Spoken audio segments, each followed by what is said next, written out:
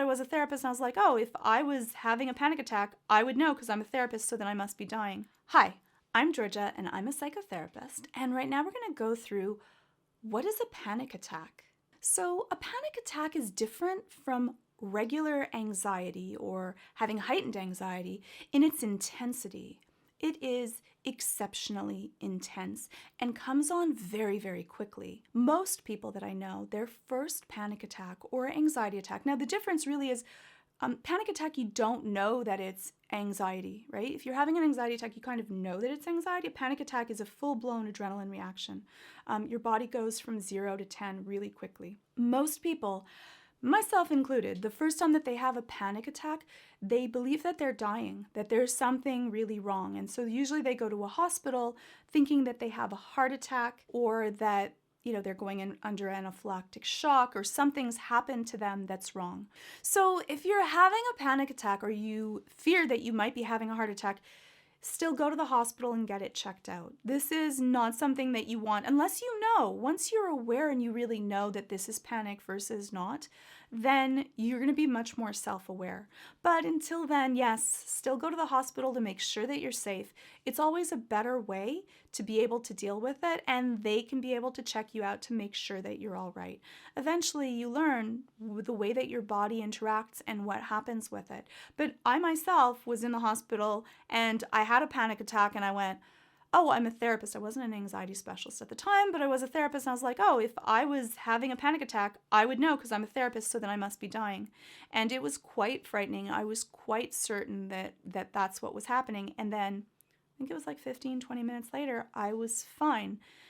It was just a panic attack. So don't feel bad if you go to the hospital. Don't feel bad if you're really worried. If you're worried, get yourself checked out. Make sure that you're safe. We get this huge sense of, and not always, but a lot of the time we get this huge sense of impending doom and danger, which is exceptionally frightening. And so what is happening in your body is you're getting a shot of adrenaline that is flooding through your system, and your heart is beating really quickly as it can, and you can feel nauseous and dizzy and clammy and sweaty and pain in your chest and difficulty breathing. And so it mimics a lot of the similar situations that you would go through if you're having a heart attack. And that's very, very frightening before you know, if you don't have an understanding of what this is. And so if you have anxiety or you've had a panic attack, it's really important that you track this and what happens, what is your precursors to this, either what are you thinking about or what's happening in your body, and then you know. And so I actually will, I remember once climbing a really high mountain. I used to have a very strong fear of heights. I've been working on it, so it's much milder, but still, I remember tracking, okay, so my breathing's starting to get shorter. I'm feeling tightness of chest. I'm going to go through this. Or I remember climbing a mountain and knowing that when I'm climbing up to go see a shale field, which I was totally going to do, I knew the chances of me having a mild anxiety attack while I'm going up there, probably pretty good. So I was just prepped that, okay, it probably is going to last about 15 to 45 minutes. And so I tracked it. I'm like, okay, I'm beginning it now. And panic attacks are not dangerous for you. So that's another piece that's really important. It's your body's alarm clock. You're going through the system to keep you alive, but it is not dangerous. It's almost like getting a workout without ever having to leave your chair. So don't worry. A lot of people worry that they're going to faint from that, have a heart attack. It's not dangerous. Eventually, the panic attack, the fear is actually of having a panic attack, of going through that because of the amount of distress that it causes to your system. But it isn't dangerous. And if you're aware of it and you just kind of ride it through, know that this is what's going to happen, go through your breathing, be in a space where you feel safe and comfortable, and wait it out, be good to yourself, and be aware of the story that you're telling yourself inside of your head. That makes a huge difference for a panic attack. And just so you know, completely treatable. If you go through panic attacks, this does not have to be what you go through all the time. We're going to be going through how to treat a panic attack and what are the different techniques that work for it together. in a different video, not this one, so that they're not too long, but it's really important to know that this is what sometimes happens.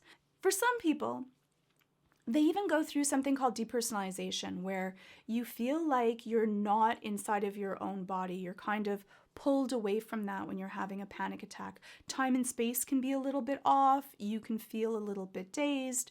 It can feel like you're going a little slower, a little bit faster.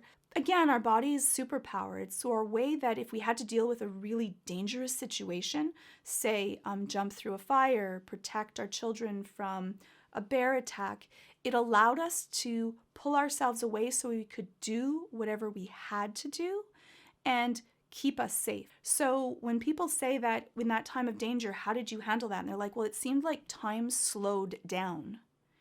It actually is for you slowing down. Your brain is processing faster. It's actually speeding up the processing power, but it makes it seem like everything else is slower so that you can be able to act. So know that a panic attack is not there to traumatize you. It may feel traumatic, but it's there to keep you safe and not dangerous.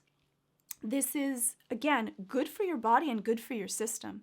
Panic attacks give you a spike of adrenaline, but then after that, you go back to those natural endorphins. I survived. So doing those breathing techniques, being self-aware, monitoring the thoughts that you say to yourself, how hard are you on yourself, make a huge difference in whether you're going to fill that anxiety cup or if you're going to pour some of the anxiety outside of the cup. Remembering that your self-awareness makes a huge difference in empowering you to be able to get through a panic attack and not having them occur at all. So that is what is a panic attack. And if you want to find out more about what is anxiety, then check out my other video. If you like these videos, please hit like and subscribe. It helps other people find the videos. And we'll be dealing with treatment and in more depth. So hopefully we'll do this journey together.